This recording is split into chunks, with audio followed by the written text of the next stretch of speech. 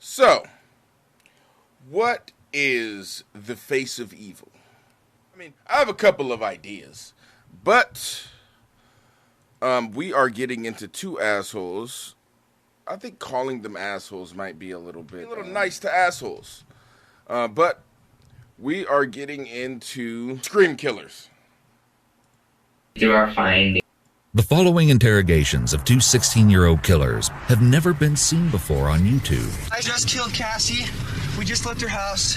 This is not a fucking joke. I'm shaking. I stabbed her in the throat and I saw her lifeless body just disappear. Dude, I just killed Cassie. Oh, fuck. That felt like it wasn't real. I mean, it went by so fast. Shut the fuck up. We gotta get our act straight.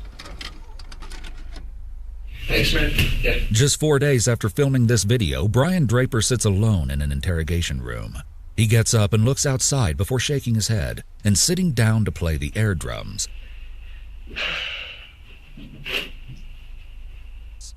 4 days prior to the taping of this footage, a sweet local 16-year-old girl named Cassie Jo Stoddard was brutally murdered while house-sitting for her aunt and uncle. When the homeowners arrived back at the residence, their 13-year-old daughter stumbled upon the horrific scene of her cousin's bloody body on the living room floor. The question echoed in everyone's minds: who would have committed such a heartless act upon the vulnerable young woman? Authorities immediately started looking into who Cassie was with in the days leading up to her death. On the night of Friday, September 22nd, 2006, Cassie did have... That's my birthday, by the way. God damn it. I forgot this crime took place on my birthday. So, I was freshman in high school during this time. These fuckers are my age. Have some guests over. Her boyfriend, Matt Beckham, and two classmates, Brian Draper and Tori Adamczyk. Interrogators' first objective here will be to try and corroborate or discount the suspect's alibis. Let's do it. Brian is agitated and fidgety as he waits. He puts his hand over his face and slouches, subconsciously trying to make himself small and less noticeable. The interrogators enter the room and immediately establish a friendly and calm mood, likely putting an already anxious Brian more at ease. They filmed themselves in a car that night, saying that they'd snooped around another girl's house, but she wasn't home, so they were going to call up Matt and Cassie. In that tape, Brian spoke. "They're our friends, but we have to make sacrifices. So, I feel tonight it is the night and I feel really weird and stuff. I feel like I want to kill somebody." For whatever reason, they didn't go through with it that night. There should be no odd. So, we actually have footage of the video of their videos, the videos that they were taking. So, let's watch that now. These videotapes would first appear ordinary to the unsuspecting eye. However, as you continue to watch, it becomes abundantly clear that something is wrong. Her and her friends, and we're gonna keep moving on. I heard some news about Kirsten. She's gonna be home alone from 6 to 7. So we might kill her, then drive over to Cassie's thing, and scare the shit out of them, then kill them one by fucking one. Parents, along with their parents, and so on, taught them God, Jesus, the whole bullshit line. I'm sure you guys believe in God as well. I realized when I was in 7th grade, you don't believe in Santa Claus or vampires or werewolves. They're used to metaphor not to let... They teach their kids back in the 1800s, I learned this in English class, about... So we have the murderous philosopher. That you can't go outside or a vampire will get you, just to make their kids stay and do what they want to do. God is basically the same way. Yep. Trying to get people to do good, or else, so-called, you go to hell. And we're obviously going to hell if it's real, but you know, who gives a shit? What their whole plan is, it's to kill a bunch of people, right? They were supposed to get away with this murder and commit more and become sort of like serial killers, right? And then after they're all done serial killing, then they release these video diaries. Like, he thinks he's smart right now, but what he really sounds like is a teenager that thinks he knows everything. and he doesn't. He's a sociopath and a narcissist. You can see that just in his behavior, right? He knows more about anything than you. And he has like a very punchable face too. And I love the mugshot. He's like, "What? I'm innocent." No, you're not. Adam Chick's family members and teachers reported that he struggled with critical thinking. Yes. But here he demonstrates advanced comprehension and thought surrounding complex topics. Would you call those advanced thoughts? I mean, God doesn't exist because the Easter Bunny doesn't exist, right? Man. It's like, Psychological insight gleaned from the message about how allegories and religious beliefs were invented by parents so that parents could control their kids suggests that control is a very salient concept. These are the last moments of his fucking freedom. Like, when he's in prison right now, getting pounded out by Big Lenny, who we all know and love. Check out the YouTube videos if you don't. But when he's in prison getting pounded out by Big Lenny, thinking about these times, walking through his fucking school with his camera. Why didn't he do it differently? Why couldn't he have just stayed away from the sociopath? He probably himself is also a sociopath. Real? Then shut up. Then how are we supposed to express ourselves? Good and bad. We're bad. We're bad. That sounds so shitty. We're evil. That sounds even shittier. We're not, okay? They were sick psychopaths. Do not get pleasure of killing other people. That sounds good, baby. We're gonna go down in history. We're gonna be just like Scream, except real life terms. Do you see? This is what they want. This is their whole goal, is to be like real life murderers. We're gonna be just like Scream, except real. Man, real fucking stupid. Be murderers. Baby. Like, let's see, Ted Bundy. Like the Hillside Strangler. No. The Zodiac Killer. Those people are more amateurs compared to what we're gonna be.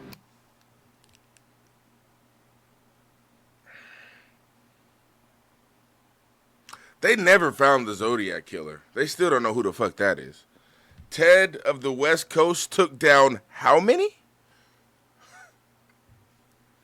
The Hillside Stranglers, fucking Bianchi and Bono.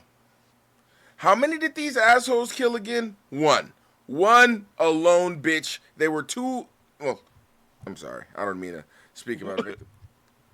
I never said that. I'm a little annoyed because they're bringing up heavy hitters. The Zodiac Killer. Those people are more amateurs compared to what we're gonna be. The fact that the boys mocked heinous killers like Ted Bundy, the Hillside Strangler, and the Zodiac Killer, yet viewed themselves as superior, speaks to the boys' extremely pronounced exhibitions of narcissistic features. Yeah, they're dumb. We're gonna be more of higher sources of Gene.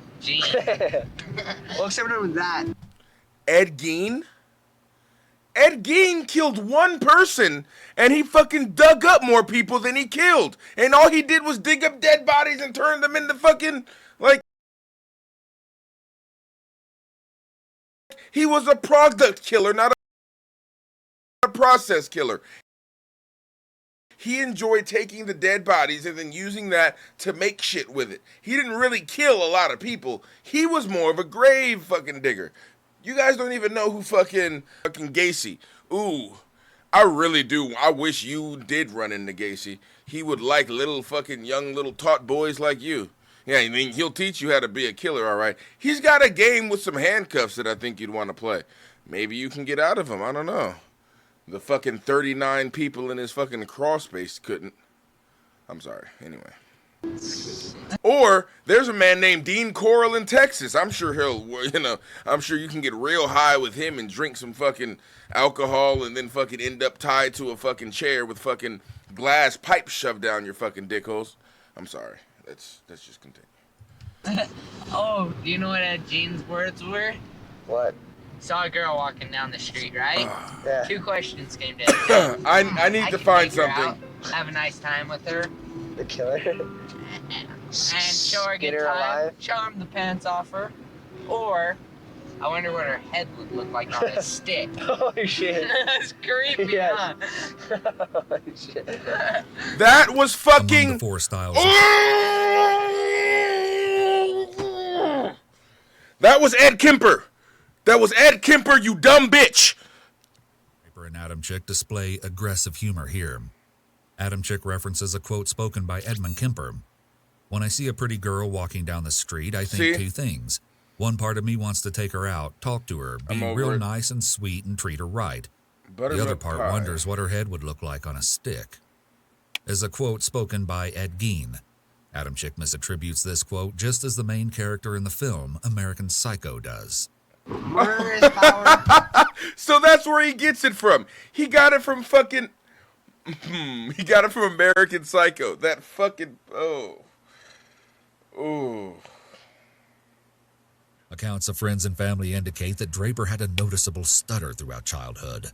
He was targeted by his peers, a victim of bullying. The forensic psychologist responsible for his evaluation believed this contributed to the development of his violent tendencies. Medical research has yet to explain how stutters develop. Generally, their cause is believed they don't to want be to get rid of the complex tape. The mix tape of is supposed to be their biological, legacy. psychological, and environmental factors. Childhood trauma is often associated with stuttering and may lead to long-term deficits in speech. Brain structure and genetics, often determinants of mental illness, may also play a role. Individuals who suffer from serious mental illness are more likely to experience problems with cognitive processing that lead to speech impairment. Draper's stuttering is a distinct, mysterious characteristic. In this intense moment of heightened arousal, he does not stutter once. I didn't think this would be as great as it is, but watching them in the car talking about how they're Ted Bundy and how they're fucking better than the Hillside Stranglers, and then contrast to him being like, I was talking to a girl named Heather and she had hair like my sister.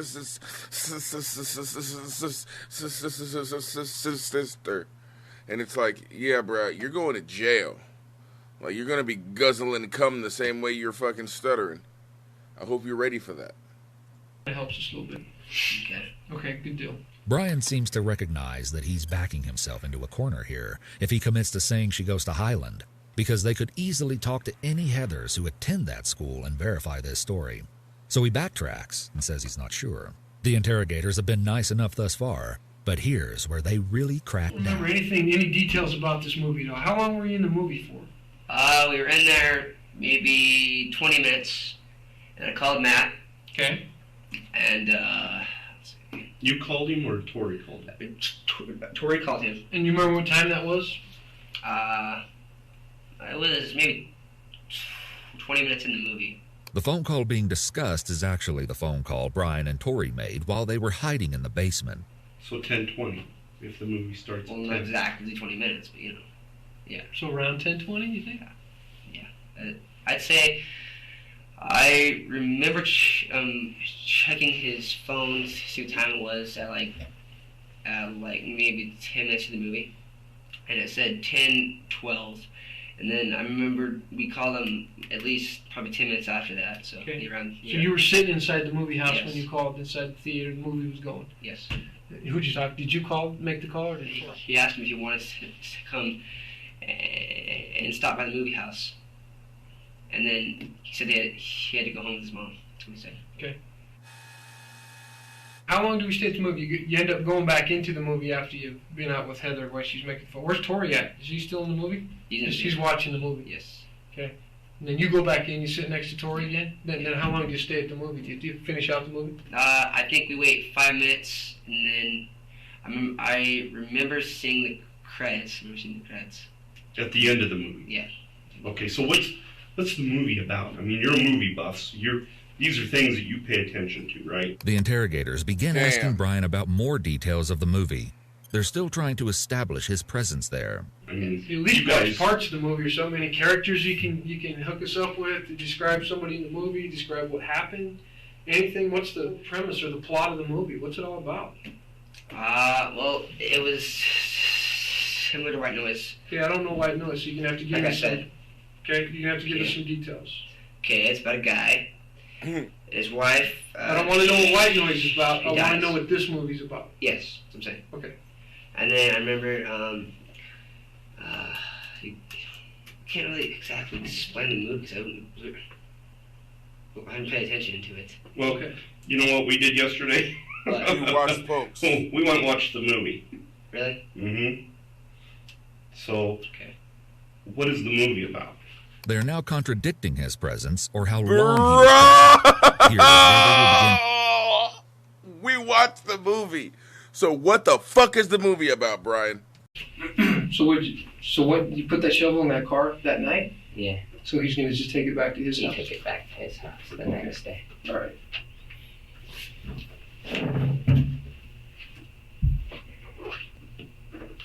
What'd you guys do with the shovel? We took it back next day when I drove Brian home.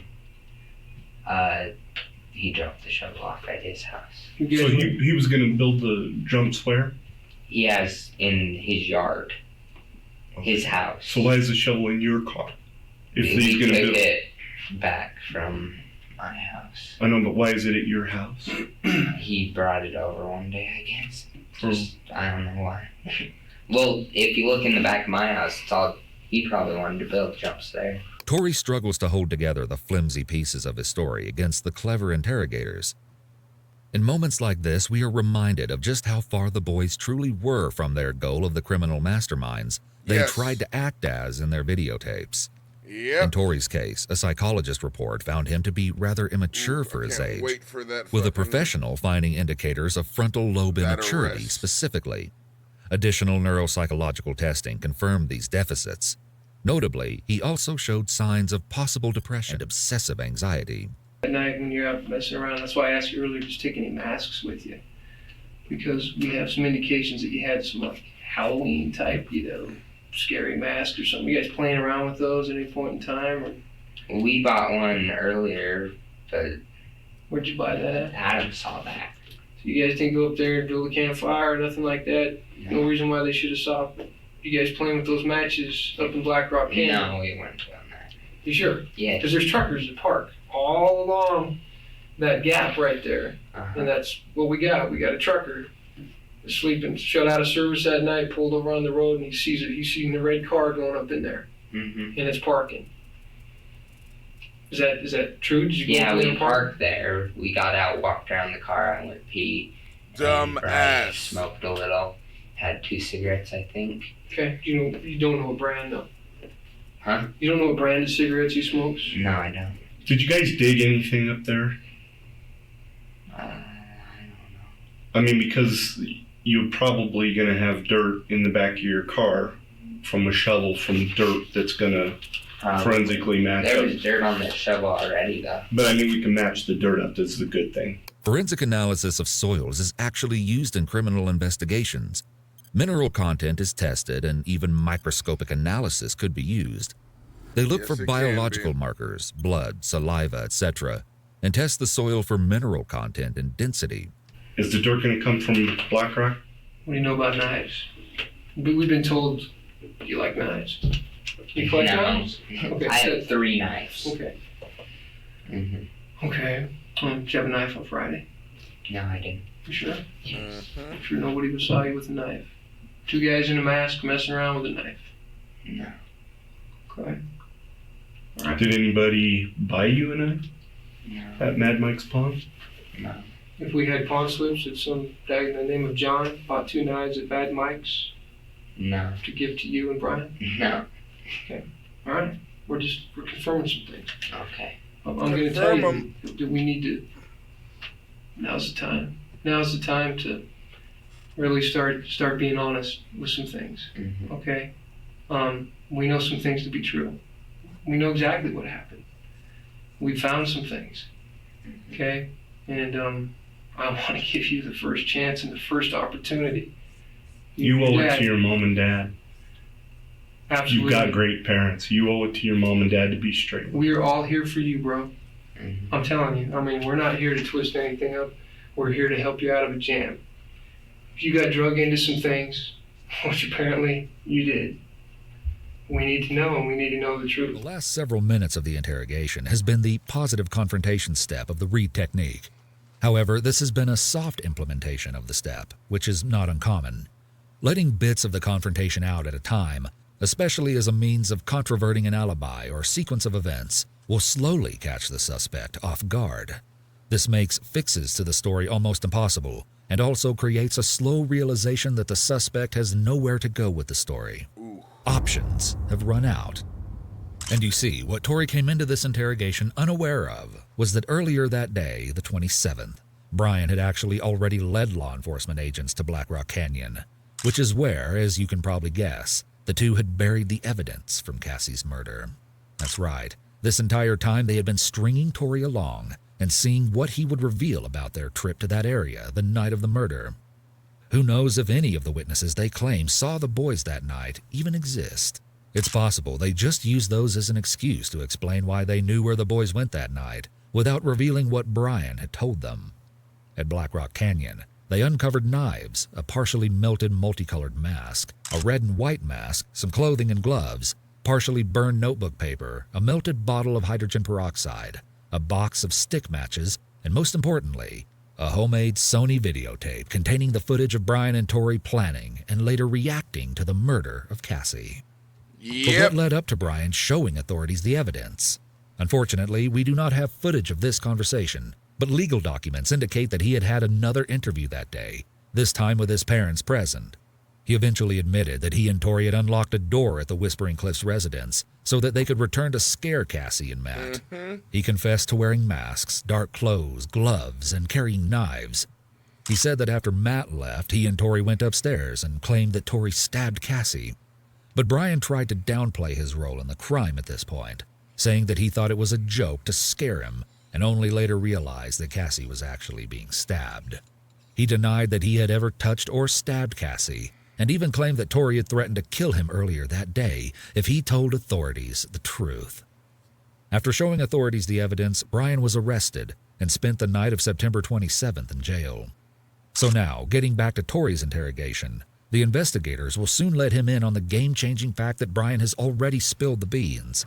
But first, they'll make some final efforts to get him to confess on his own. You know, it's kind of stories are falling apart and stuff like that. Tori, you know where we're going with this. Yeah. You know what we have. And we know, man, it's just one of those things. You come to this juncture in your life and you just either gotta give it up or it's gonna eat you up. And your folks want you to do that. I'm telling you. I mean, the truth is gonna set you free on this. You know?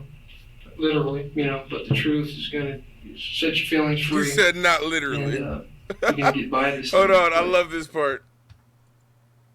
Set you free on this. I'm telling you. I mean, the truth is gonna set you free on this. You know? Literally, you know, but the truth is gonna set your feelings free, and you're gonna get by this thing. But Truth is I'm gonna here to lock your tell bitch you, ass up, actually. we've been doing this for several days. We've talked to a lot of people. We've seen a lot of things. We've put the pieces of the puzzle together. You go in there just to scare them, just scare the crap out of them, and, you know, and be done with it. Because, you know, there's no other reason, you know. Mm-hmm. So tell us about that. Help us understand a little bit about it.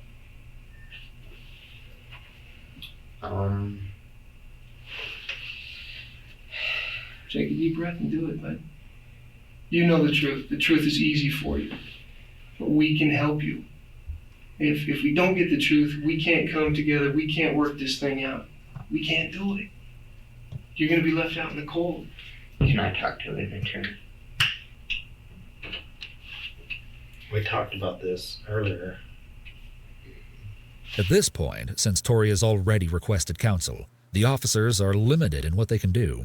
They can tell him what they know, what evidence they have, and what the next steps are, but they can't overtly or covertly elicit more information from him.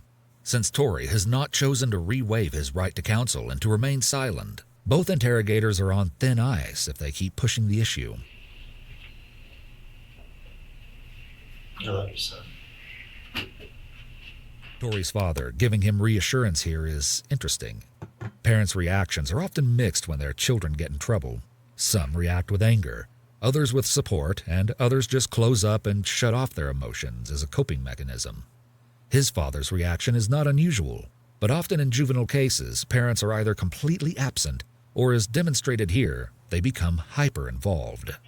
Dad, I think we owe it to you at this point to find out what we know at this point. Yeah.